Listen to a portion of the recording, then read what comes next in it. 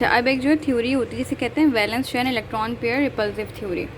According to this theory दो तरह के जो इलेक्ट्रॉन होते हैं किसी भी सेंट्रल एटम के दरमियान।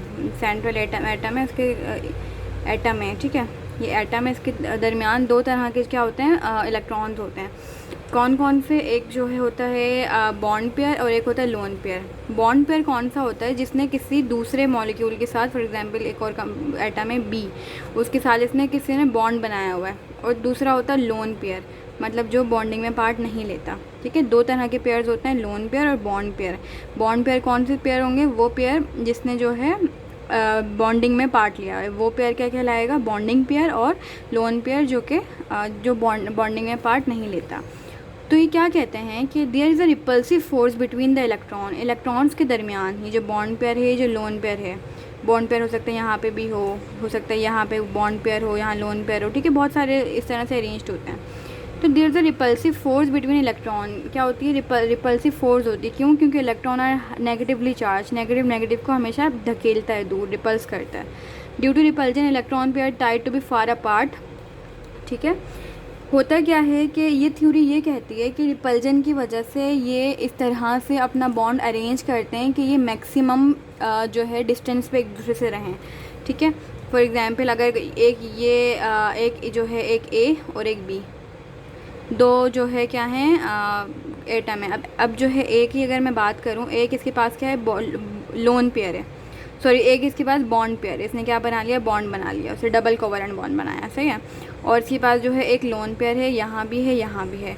तो ये क्या करेगा? इनको मिनिमाइज़ करेगा, मतलब एक ये इनको ना मिनिमाइज़ करेगा, मैक्सिमाइज़ करेगा इनका डिस्टेंस, एक दूसरे को रिपल्स करेगा। तो ये हो सकता है आगे थोड़े इस तरफ खिसक जाएँ, ये थोड़े इस तरफ खिसक जाएँ।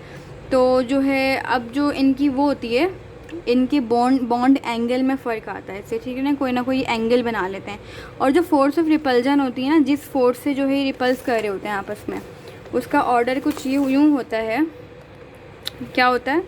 सबसे ज़्यादा जो है लोन पेयर की क्या होगी? रिपल्सिव फोर्स होगी। ठीक है, क्या मतलब कि एक जो है ये था एटम है, ठीक है, तो इसके पास अगर दो लोन पेयर हैं, इनके बीच जो रिपल्जन होगी बहुत ज़्यादा होगी। तो रिपल्सिव फोर्स के बाद ये एक दूसरे को सबसे ज़्यादा मैक्सिमम उस पर धकेलेंगे। ठीक है, मैक्सिमम ये शायद इधर चला जाए, इनकी इधर चले जाएँ, ये इधर चला जाए, ठीक है ना, इस तरह से इनका एंगल ये बन जाएगा।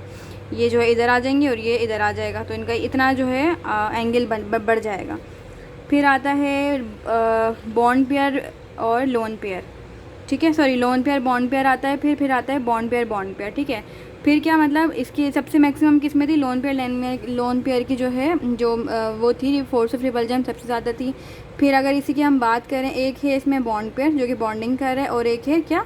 Lone pair. अब इन दोनों की जो वो होगी ना, इनकी जो है रिपल्सिव फोर्स इससे कम होगी। जो लोन पेयर की थी ना, मतलब एक ये कम फोर्स के साथ एक दूसरे को रिपल्जन करेंगे।